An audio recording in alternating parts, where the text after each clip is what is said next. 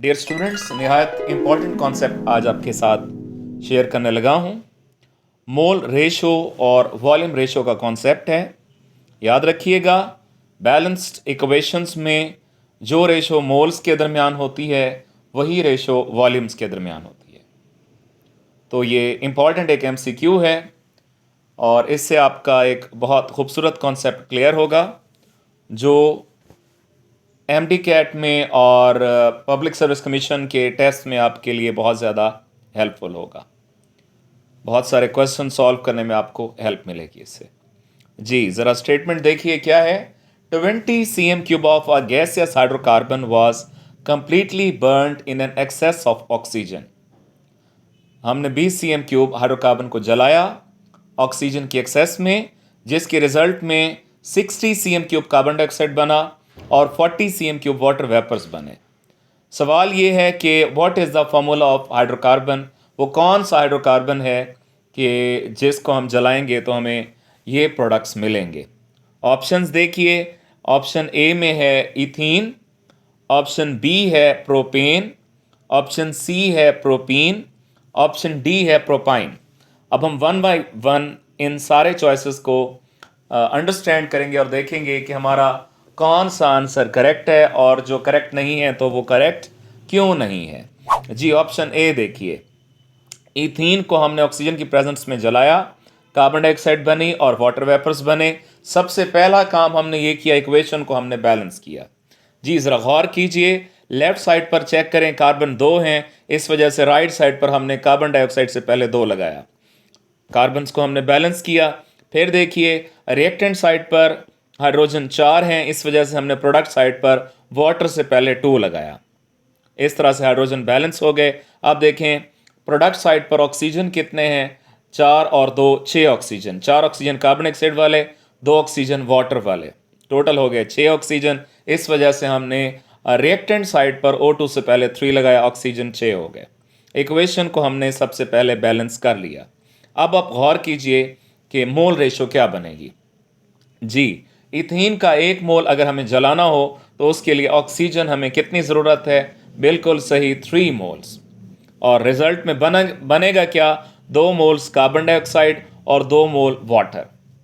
तो ये हमने मोल रेशो निकाल ली।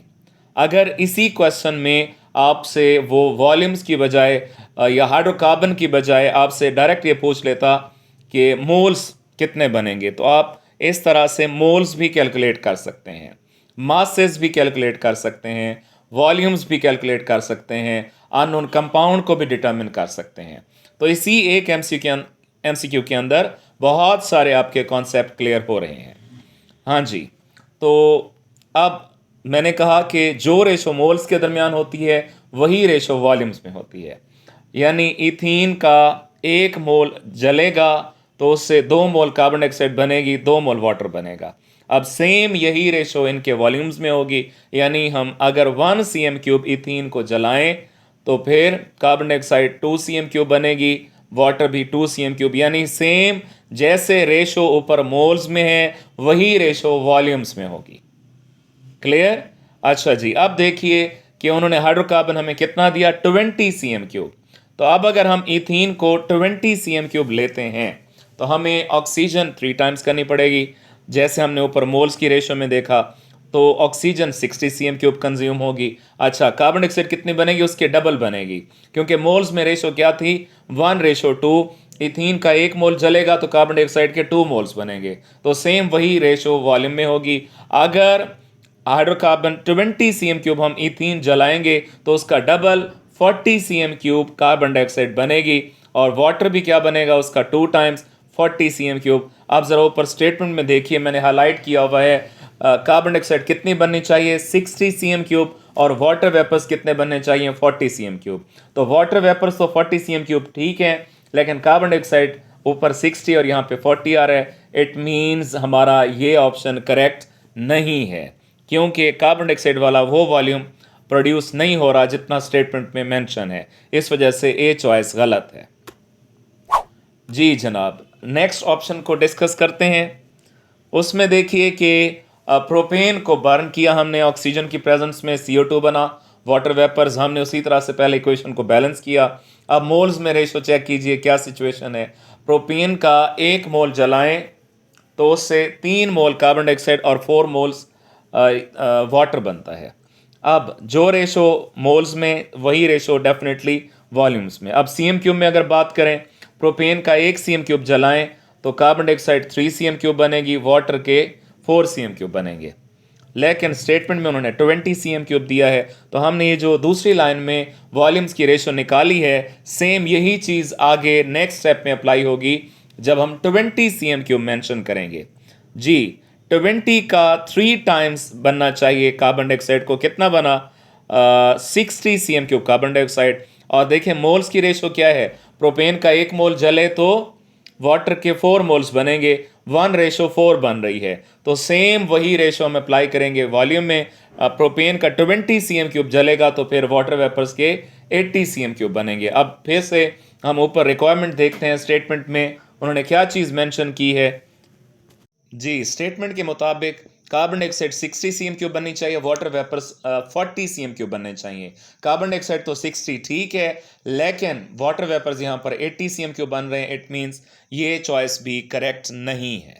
जी डियर स्टूडेंट्स, नेक्स्ट ऑप्शन की तरफ बढ़ते हैं। प्रोपीन को हमने जलाया, सेम उसी तरह से हमने पहले इक्वेशन को बैलेंस किया। अब बैलेंस इक्वेशन में रेशो चेक कीजिए।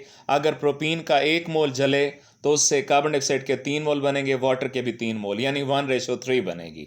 सेम वही मोल वाली रेशो वॉल्यूम में होगी। अगर 1 सी एम क्यूब प्रोपीन जले तो carbon dioxide 3 C M cube, water vapours की भी 3 सी एम क्यूब। तो जो रेशो इधर बनी वही लास्ट स्टेप में उन्होंने हाइड्रोकार्बन हमें 20 सी एम क्यूब दिया था, उसके लिहाज से अगर चेक करें तो 3 टाइम्स कार्बन डाइऑक्साइड बननी चाहिए। कितनी बनेगी? 60 सी एम क्यूब। वाटर भी 3 टाइम्स बनना चाहिए, 60 सी एम क्यूब। लेकिन ऊपर स्टेटमेंट में चेक करें, जो हमने हाईलाइट किया हुआ है 60 C M cube carbon dioxide बननी चाहिए, वो इसमें बन रही है। तो यहाँ तक तो बात ठीक है, लेकिन स्टेटमेंट में वाटर वेपर्स बनने चाहिए 40 सी एम क्यूब, लेकिन यहाँ पर बन रहे हैं 60 सी एम क्यूब, तो लिहाजा वो वाले मिकदार नहीं बन रही। इट मीन्स चॉइस सी भी रॉन्ग है। अब आप नेक्स्ट चॉइस की तरफ आएँ। लास्ट चॉइस डी, डेफिनेटली यही हमारा करेक्ट आंसर है। तो देखें इसमें रिक्वायरमेंट्स पूरी होती हैं हमारी या नहीं होती। जी प्रोपाइन को हमने जलाया, इक्वेशन को हमने बैलेंस किया। बैलेंस इक्वेशन क्या कह रही है? प्रोपाइन का 1 मोल जले तो उससे कार्बन डाइऑक्साइड के 3 मोल बनेंगे, वाटर के 2 मोल बनेंगे। जो रेशो मोल्स में वही रेशो डेफिनेटली वॉल्यूम में होगी। इसका 1 सी एम क्यूब जले तो उसके 3 सी एम क्यूब बनेंगे और वाटर के 2 सी एम क्यूब। अब वही चीज़ सेम यही वॉल्यूम वाली रेशो हम अपनी स्टेटमेंट पर अप्लाई करेंगे। 20 सी एम क्यूब हाइड्रोकार्बन था तो 1:3 बन रही है कार्बन डाइऑक्साइड के लिहाज से। तो अगर प्रोपाइन का 1 सी एम क्यूब जले तो carbon dioxide 3 C M cube बनेगी, और अगर प्रोपाइन का 20 सी एम क्यूब जले तो फिर उसका 3 टाइम्स क्या बनेगा? जी बिल्कुल 60 C M cube carbon dioxide बननी चाहिए, और 3 टाइम्स, इनफैक्ट 2 टाइम्स है। इक्वेशन, बैलेंस इक्वेशन में देखें कि 1 मोल प्रोपाइन जले तो वाटर वेपर्स के 2 मोल्स बनते हैं, 1:2। तो सेम यही चीज़ लास्ट लाइन में देखें अप्लाई हो रही है। 20 सी एम क्यूब अगर प्रोपाइन जले तो उसका डबल क्या बनना चाहिए? 40 सी एम क्यूब वाटर।